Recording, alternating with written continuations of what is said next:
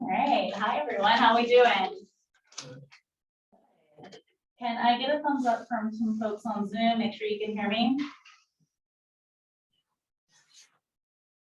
Cool. Thanks for the 2 people that turned on their camera. All right, we do have about a little over 50 people joining us via Zoom. We have a couple people here in person, so I'm going to do my best to speak to both audiences. For those of us in Zoom, I would love to see some faces if you're able and willing. I hope to be asking some questions throughout this session to get to know you a little better and get to do some co-learning. So thanks for joining. I'll go ahead and introduce myself. My name is Allie Clement. I am the University Relations Manager for Costar Group. What that means to you all, I'm part of the campus recruiting team, and I am fully dedicated to Virginia Tech. So I am based here in Blacksburg, Virginia. You'll probably see me around in the Pamplin College of Business building quite often, as well as at career fairs and at events like this. So I hope to get to meet a lot of you at some point in the next semester or so. My entire background is in higher education. So I like to point that out because I have been dealing with college students for several years now, and most recently here at Virginia Tech in academic advising. So if you recognize my name, you probably got a lot of mass emails from me at some point during your time here as a student. I'm excited to be working with you all today to share a little bit more about Costar, talk about interviewing, talk about landing an interview, and a little bit of all the things that happen in between. If you don't mind, I would love to know who we are, who's joining us. I'd love to know a little bit more about you. It's just asking for your name, email, and major, as well as graduation year.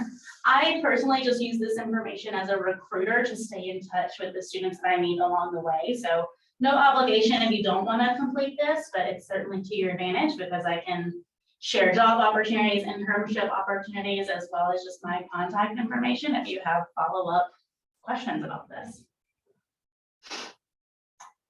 Let me give that just a second. Cool, and I'll show this screen again at the end. For those of you who don't know about Costar Group, I am going to quickly review a little bit of information about us. Costar Group is digitizing the world's real estate, empowering all people to discover properties, insights, and connections that improve their businesses and lives. So we have about 5 million data changes per day, 1.5 billion invested in research operations, 1,400 research professionals globally, 500K properties canvassed nationwide, and 22,000 calls a day to brokers, owners, developers, and real estate professionals. This is relevant to you all as business students because we hire a lot of Pamplin College of Business graduates into our research positions. So those of you who may be interested in real estate, research, overall business operations, definitely keep these stats and figures in mind because it's a great opportunity to really use your skills that you're learning in the classroom and apply those to this type of role. Happy to share more about that, but I know this isn't a recruiting event, this is interviewing. Just a brand review of what Costar has to offer. So apartments.com is our most popular. You've probably used it if you ever just Google apartments in Blacksburg. It's going to be one of your first Google searches that will show up. Along with that is Costar. That's our largest commercial real estate information analytics marketplace. Anyone here in the real estate program, whether it be the minor or major, you can drop that in the chat. Either of you? Oh. All right. If you happen to be in one of those programs, you do use our products in your classroom to complete many of your capstones and projects in graduate degree or your undergraduate degree. All right. Just a little bit about our values. I'm not going to read into these too much. I think it is important as undergraduate students to consider the mission and values of any company that you're looking at. I really appreciate Costar's values and the transparency they have around what these mean, both in practice and on a PowerPoint slide. So what I would encourage to everyone on the job search is taking into consideration what a mission and value statement looks like for any company you're considering. All right, so went over a little bit of an intro of Costar Group. We're gonna get into landing the interview and the 3 stages of interviewing that I have broken it down to. I do want to take a quick second, poll of the room. What questions do we have about the interview process? Let's just drop them in the chat. Any questions whatsoever, general, specific. I want to make sure we're going to address everything today. Do you in the room have any questions while people are typing? What do you hope I address today?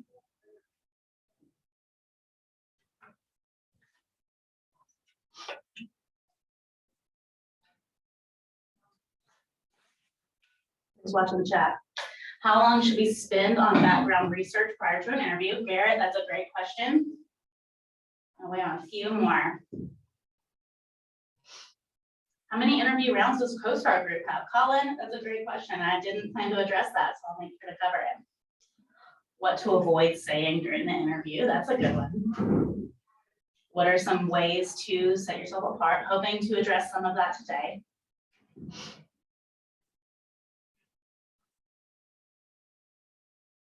All right. As those questions come to mind, I hope that you'll continue to drop those in there. If I don't address everything individually, revisit it. Go ahead and drop it back in there again. As I'm working both in person and Zoom, I might miss something, but definitely want to make sure we cover everything.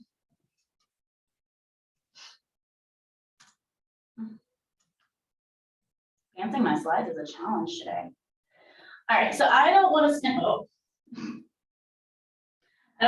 too much time on the landing and interview part, because this could be a whole presentation in itself in terms of preparing to submit an application, preparing your resume and cover letter. So this is not what we're focused on today. I just wanted to make sure to lay some foundational concepts leading into the interview and how that plays into how you prepare for that interview. So when it comes to landing an interview and the job search in general, I think that these 4 R's, uncoined, not a catchy thing to say, can be a good entry point. So your resume, research, resilience, and resources.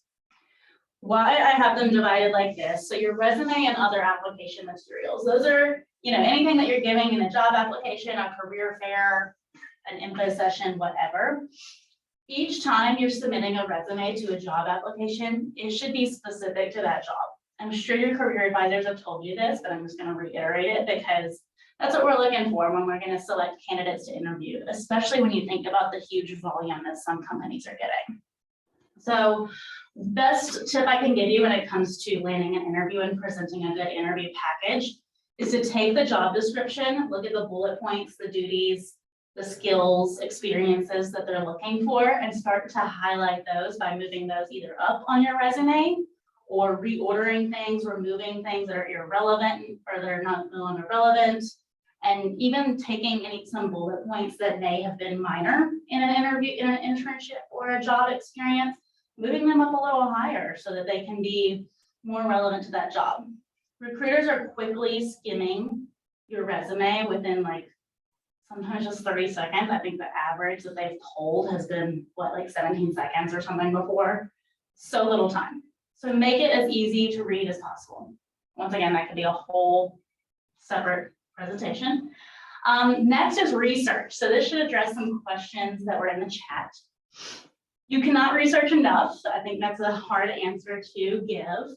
I don't want to assign a time, but you should get to know the company, the products they offer, the services they offer. Depending on that, Costar offers several products under our umbrella. So we would expect you to kind of come in and know some of those products and what your role would do to influence those products. The company culture. Sometimes this is harder to research, but you can use resources like Glassdoor. You can use LinkedIn to find alumni who may work there.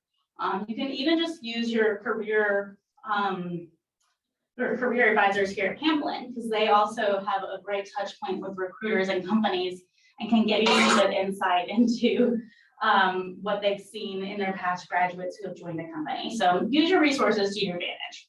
And then lastly, researching your job opportunities. So if you found a company that really fits your needs culturally, financially, and geographically, see if there's other opportunities there beyond the one that you had originally targeted. Resilience. This is a, my 2 cents on the process, but job searches, landing an interview, it takes time and it takes resilience. So might submit several job applications. You might meet with several recruiters, and you probably won't get an interview with all of them. It's really going to take some time and patience throughout the process. I also love, since I previously was in a higher education as an academic advisor, I'm always going to point you to your resources. You as students have a great opportunity to really leverage your career advisors, leverage the Career Center, all the websites and subscriptions that they pay for you to have as a student at Virginia Tech are huge and invaluable in a lot of ways. So make sure you're using those to the best of your ability. All right, part 2 of landing an interview, I just want to give you an overview of how your recruiters can help you, how career fairs and the job applications can be leveraged in different ways before we even get into the interview. So career fairs, I hope that we've all, we've all attended some potentially depending on your academic year, but career fairs are a great entry point. Career fairs allow you to connect with that recruiter and hiring manager one-on-one. At Costar Group, every time we're at a career fair, we're bringing at least 2 recruiters, so people that can speak to some of the ins and outs of the screening process, the resumes, those things. But we're also bringing hiring managers because our ideal is to meet 5 to 10 students at that Business Horizons or that real career event, and then interview you the very next day. That's to our advantage and it's to your advantage. So career fairs are that great way to land an interview quick and really expedite the process. How you're going to do that is to make a really good impression with that hiring manager. You might really vibe with the recruiter, and I can then recommend you to that hiring manager to then move you forward. You want to give us your resume, you want to share some experiences. That's where that elevator pitch comes in handy. So I'm sure you've all heard that term before. Next is job applications. I don't want you to ever narrow your search, whether it just be on a company website or Indeed or something. Handshake, LinkedIn, all of those, they're going to have great opportunities. The best tip I can give you there is, as a student, once again, employers are posting on Handshake and they're posting on other college-specific websites because they want to hire recent grads.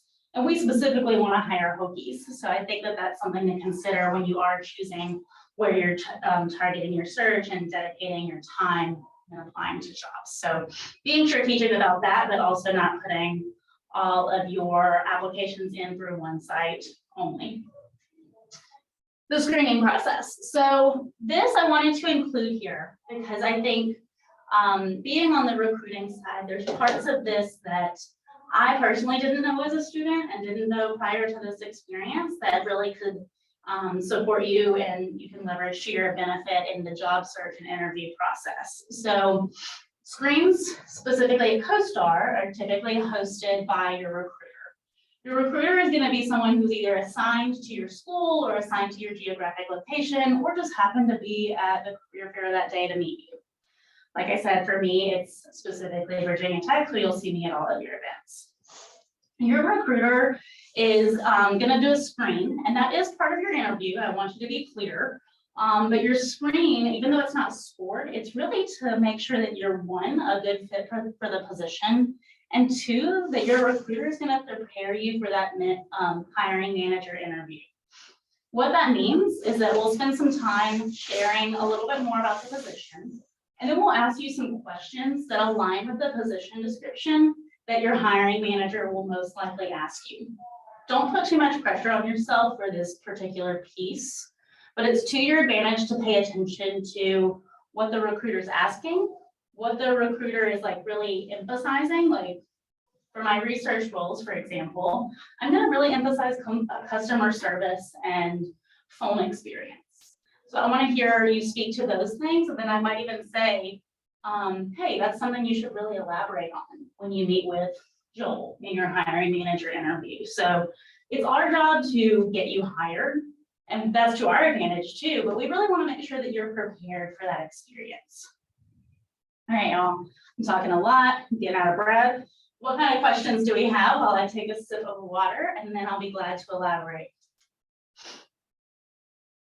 I do have a question in the chat. Is real estate an important aspect of marketing? If you want to elaborate on that, you can. I mean, do you mean at Costar? Do you mean in other roles? Can you be a little more specific there, and I'll be glad to answer it.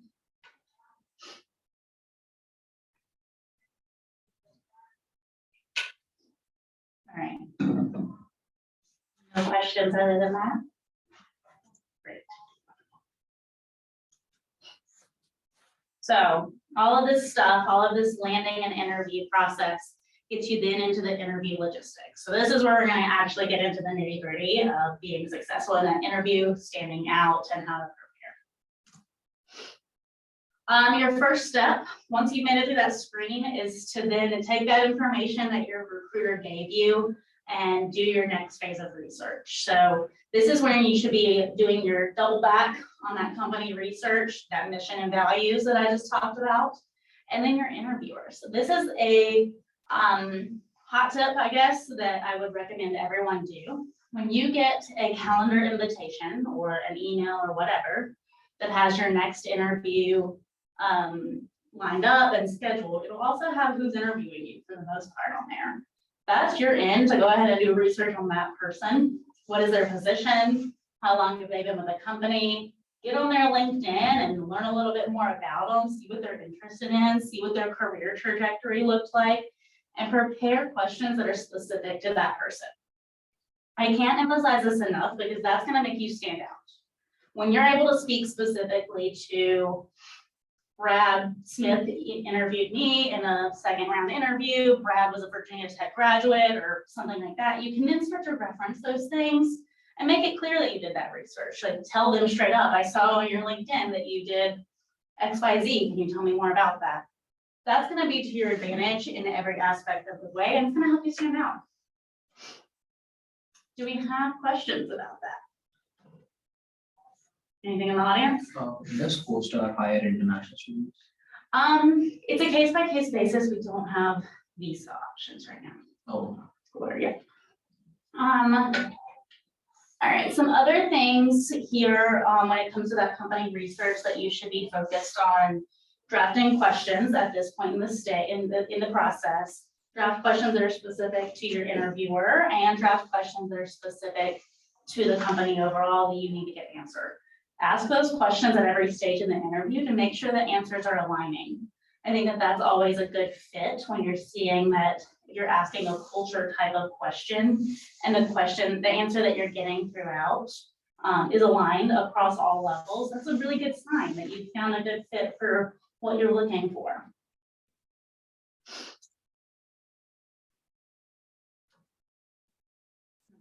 I'm advancing slides again, y'all. Here we go. All right, your next piece is going to be preparing for those general questions. Most entry-level positions are going to ask a lot of similar behavioral questions. There's going to be some exceptions for some of you in like BIT, cyber, and if there's any like engineers or minors joining us here, you might get a technical interview that would come after a behavioral interview. A typical behavioral interview is going to ask you things like, tell me about yourself. Why are you interested in this role? Why are you interested in this company? What skills and experiences have prepared you for this?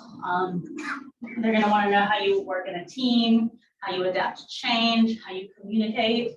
So start to draft up those questions and start to answer those. Make some notes, hit some bullet points, some high notes that you want to make sure you touch on in every interview. These are things that you can do right now. I don't care if you're a first year, a sophomore, whatever. You can start to draft up how you would answer things like this.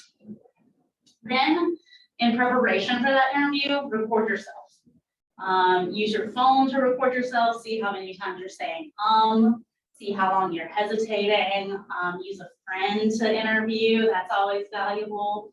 And then use your career services tools, per usual. You have mock interviews opportunities all this week, so that's a great entry point.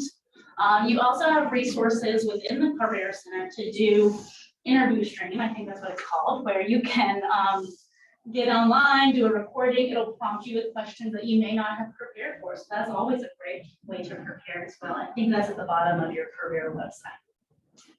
So this is just a basic entry point. Any questions here about what I'm going over at this point? Time.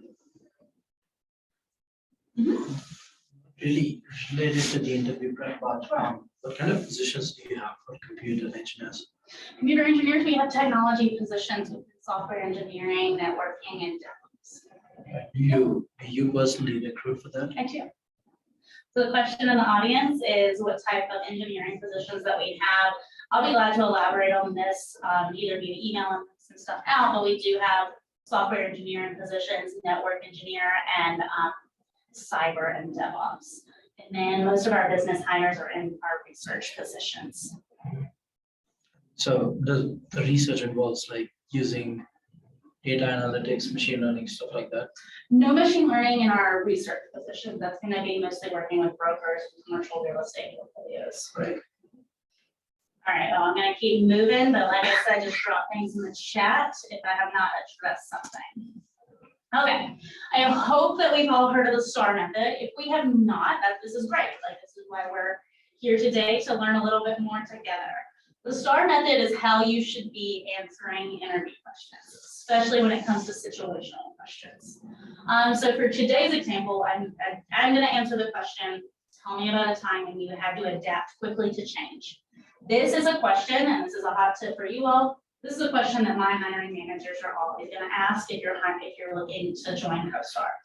Costar is constantly changing and adapting to the marketplaces, and I think that makes it a really interesting place to work. So when we are asking this question, I'm going to look for some answers like this. I'm going to start with the situation. So I'm going to use this example that I came up with today that is probably relevant to some of you all when it comes to these case study competitions. But someone asks you in an interview, tell me about a time when you had to adapt to change. You're going to start by identifying the situation.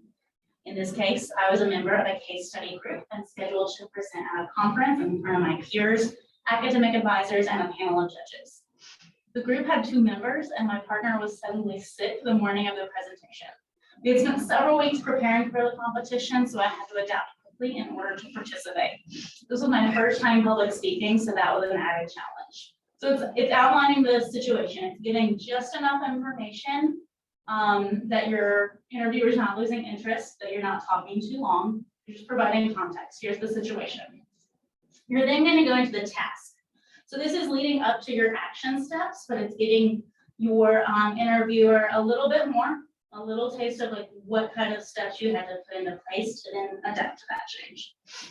So knowing that he was sick and couldn't present to our case group, I had to think of a way to incorporate his project his work on the project into mine, and needed to prepare for the solo presentation. So this is just me in my head outlining what needs to happen in order to still achieve the overall goal.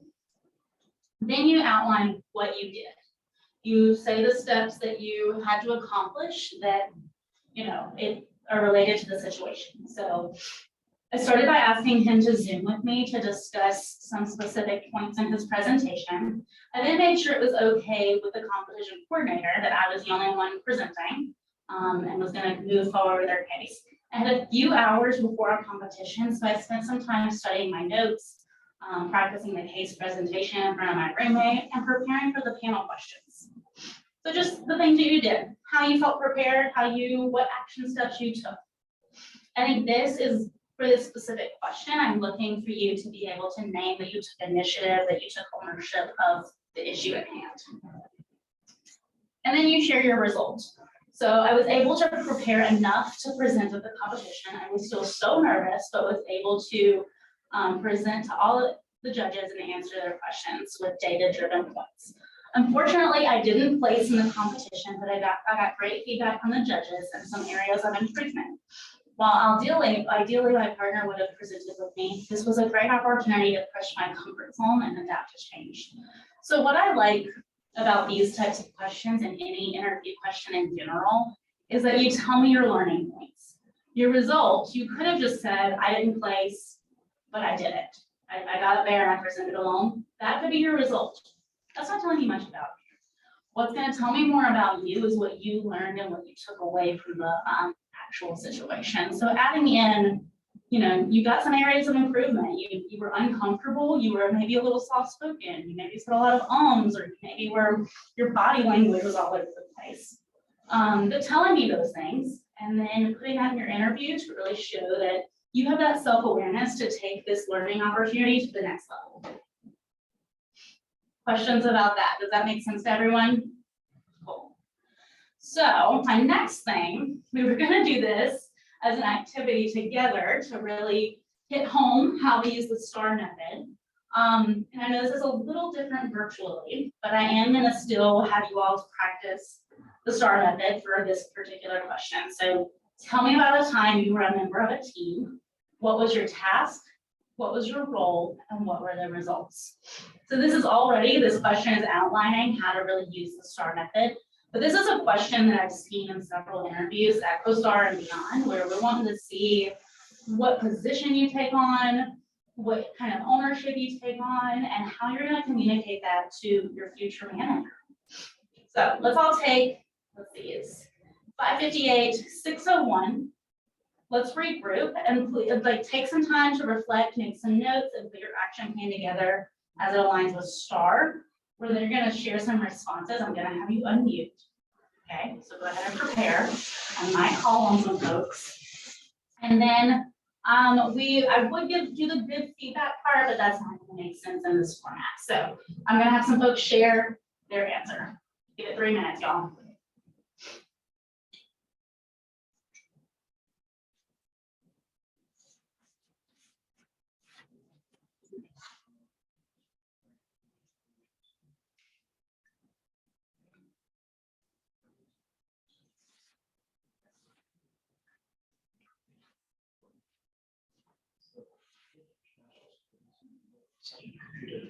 Mhm. Specific roles.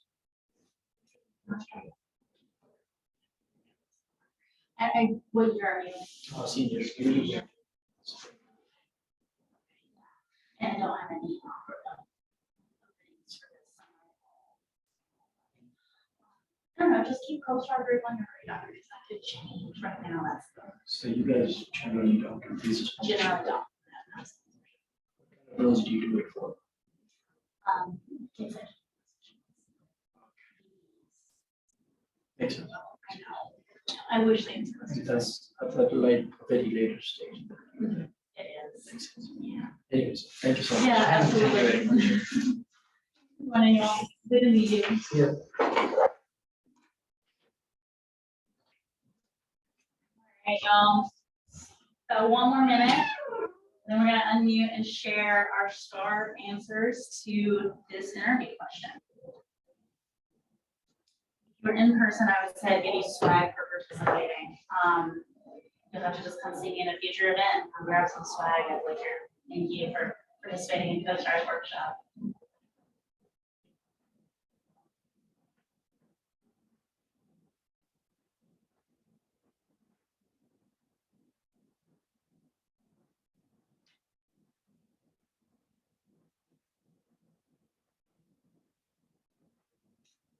right.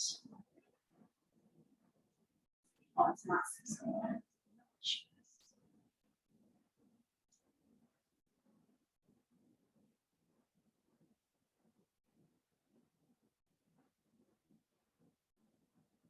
Cool. All right, who would like to unmute? You don't have to turn your camera on if you don't want to, but I would love to hear someone address the question.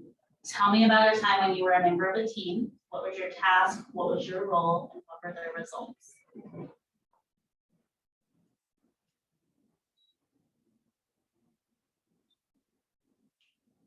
The cameras, I don't want to be called on.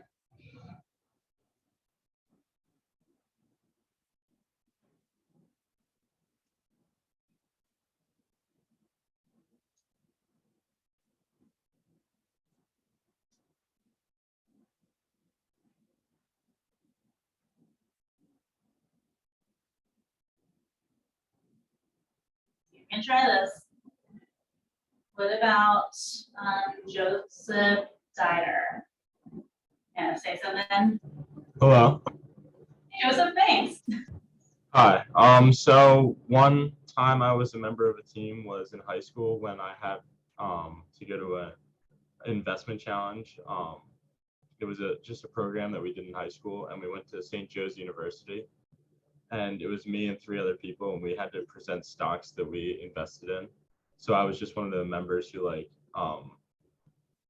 kind of helped decide what stock to pick and why we chose it, and we ended up getting second place in the competition. So it ended up turning out pretty well. Perfect.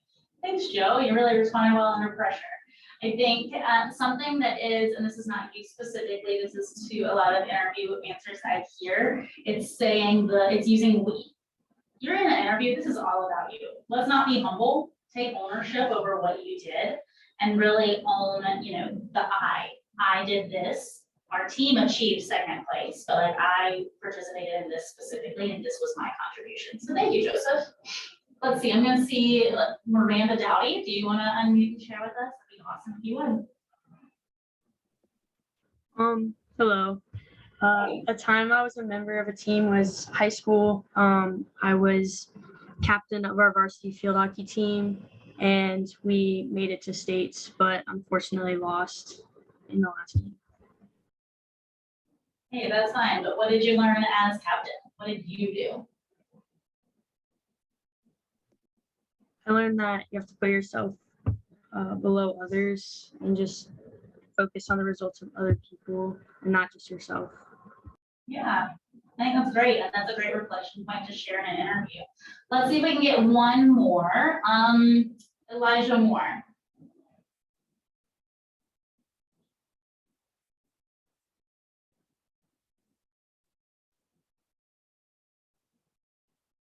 Kendra Jones. So I was captain of the tennis team in high school, and we made it to the state quarterfinals. So we were up against a really high ranked city team. We weren't actually supposed to win our first match. So I basically was really trying hard to motivate everyone because we were kind of going in with a pretty doubtful attitude, but I made sure that we were all motivated and could get through and play. We did not win, but Okay. I learned the importance of motivation and making sure that everyone felt like we were on a team and we were all in this together and no one was facing this individually. Perfect. That was a really good structure there, Kendra, so thank you for doing that. And thank you all for sharing. I really appreciate you unmuting. I know it can be awkward in Zoom, but really sharing what you took away, your role, and even if the results aren't positive, that's fine. As a hiring manager, I'm kind of happy when I hear someone share something maybe middle of the road or even negative, and that's fine. It's sharing what I'm paying attention to in this type of question is what you took away, what kind of learning you did and growth as a professional you took away. So perfect, thank you all. I'm gonna encourage you whenever we finish this session, you're welcome to screenshot. I think we're recording too, but jot down some of these questions and start to think through examples to answer these questions. Sounds like we do have a lot of first years and maybe sophomores and juniors on here. So if you can't think of a good answer for something, go ahead and that's on your to-do list. That's your experience you need to gain before you start your internship or your job search. So if you don't know an example to really speak to team-oriented work or a group project or something, put that on your to-do list. Join a case study competition, join a club or organization that's going to do some of that work and presentation skills so that you can start to develop that skill and work that muscle. So at this point in our outline today, we've made it to our day of the interview. We've spent all this time researching, preparing, talking to our roommates, talking to our career advisors to really make it to this final point, which is the day of the interview. Some of these feel intuitive, but I just want to put some things out there. I've seen the best and the worst of all of this happen. Your virtual or phone interviews, there's a few tips that you want to take into consideration, like finding a quiet place, I'm guilty of, I have a dog that will bark at the lightest noise at my door, so I'm guilty of sometimes you hear a dog in my background. And if I'm interviewing, I need to make sure that I've either like put him up or I'm separated or something to keep that distraction at bay. Check your technology ahead of time.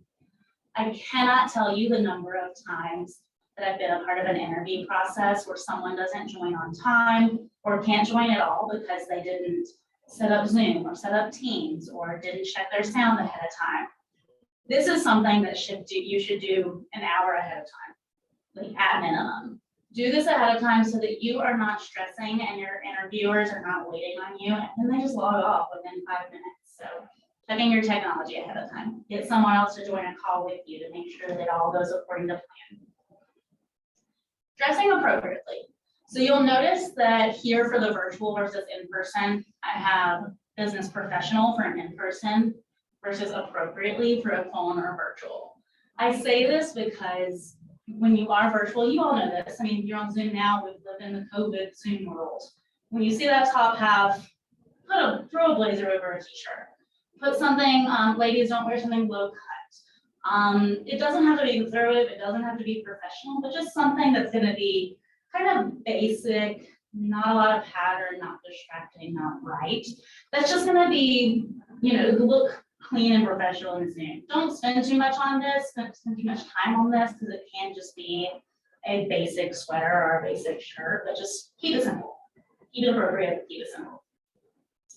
And assess your background. This is something that I think that we've all kind of grown into doing pretty often, but still we make mistakes. So take time to assess what things look like behind you. If you need to change your background, blur it out. I think mine's always blurred now. But just, taking into consideration what that can look like. For an in-person interview, a few different tips exist, like reviewing parking and location information, arriving early. There's been several times in my life where I like to account for an hour driving to that office, finding parking, making it up to reception. And that's actually a perfect amount of time. Like leaving an hour early so that you're arriving in reception early. They take note of that, and your interview starts as soon as you pull into that parking garage and greet the person who is letting you into that parking garage and greeting the receptionist who opens the door or is at that front desk. Your interview starts the second you enter that office location. I can't say that enough, but you're constantly being monitored in some way, and that might be feedback that your hiring managers are pulling later on down the road. Like, how did this person react to the receptionist? How did this person react to the parking garage person? Those are key things that can really show a lot of our personality and a cultural fit. So just keep that in mind, that you are that your interview starts immediately. Having materials on hand. So this is something up to you, your interpretation. We will most likely have a resume on file, but it's likely that the recruiter has been handling all of that and the hiring manager doesn't have any of your application materials. So you might show up and meet with the recruiter, but then, have a copy of your resume handed to that hiring manager to have in front of them for the interview process. So just having a few copies on hand is always helpful. Bringing a notebook. One key thing that I look for in interviews is looking to see that someone's paying attention, taking notes, listening to what your hiring managers, your recruiters are saying throughout the day. So take some notes. Prepared questions, we talked about that, but preparing some questions ahead of time and having those drafted. And it's okay if during an interview, they're like, any questions for us? And you're like, oh yeah, let me revisit my notebook and open it up. Take a second to take your breath and take a look at what you haven't gotten answered or what questions you do have. I suggest having 3 to 5 questions prepared, just depending on the style or structure of that interview day. And then lastly, business professional dress. All right, after the interview, a few different processes can go into play. So throughout that day, whether it's virtual, in person, whatever, send that thank you note afterwards within 24 to 48 hours. Send an email that just says thank you. Try to be specific in that thank you note. So be putting in something like, I really enjoyed our conversation about rock climbing in Southwest Virginia. I don't know. If you like really bonded with them about that, I really enjoyed my conversation to learn more about how Costar is building a new campus in Richmond, Virginia, and I look forward to visiting that spot soon. You know, really take some notes throughout your interview so that when you're writing those thank you notes afterwards, you can be specific and provide some details about why you want that role. On the flip side, you could participate in an entire interview process and just realize that the job wasn't for you.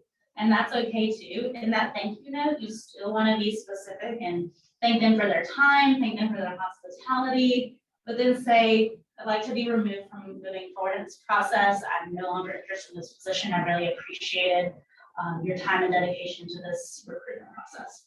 Simple as that, but it really forms that good relationship. So if you were ever interested in pursuing that company further upon maybe a couple years or something, you made a good impression still. We appreciate that communication. You also have the opportunity to check status of when you'll hear back or when they're planning to make decisions. You can check that during the interview, but if you didn't, get a straight up answer or want to revisit it, feel free, ask the recruiter. That's going to be your go-to person there. And just send that follow-up email, include it in a thank you, include it in a separate email, but having some opportunity to follow up is never a bad thing. If you get that offer, preparing for negotiation and evaluating opportunity can be a whole nother presentation.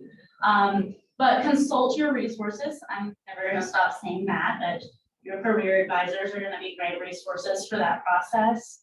Your peers are going to be great resources. See what kind of job options and offers they're getting, and leverage what the market looks like, and do your research on, if you do plan to negotiate, what's reasonable. If you give us something crazy and unreasonable, that's going to make, put a different lens on things. So do your research if you do plan to negotiate, and really evaluate your opportunities. I think that what I want to emphasize in this conversation overall is, preparing for an interview, standing out in an interview is awesome, but you all are awesome students. So keep that in mind and keep your options open and evaluate your opportunities openly throughout this process.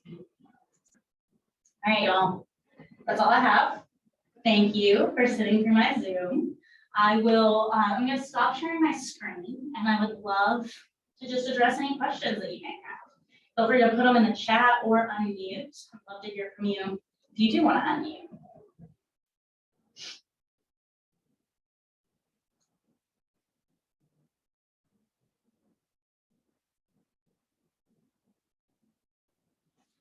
Looks like folks are logging off, which is totally fine. I do want to thank you for your time this evening. Please stay in touch. I would love to touch base with you all at some point in the future. Thank you. Thank you. Thank you.